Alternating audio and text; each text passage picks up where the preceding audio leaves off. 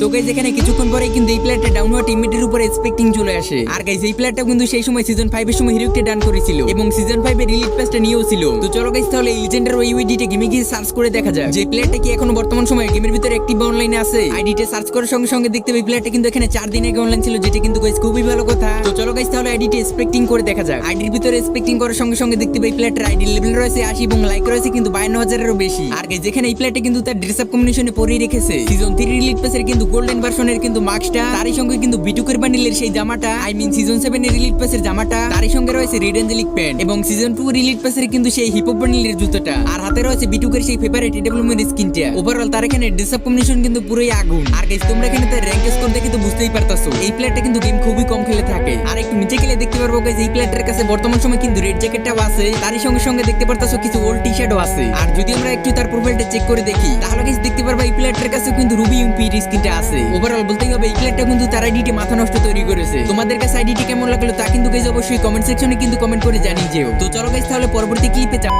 তো গাইস এই ক্লিপে আমরা দেখতে পাচ্ছি জ্ঞান ভাই কিন্তু এখানে দৌড়ে জোন থেকে বের হচ্ছে।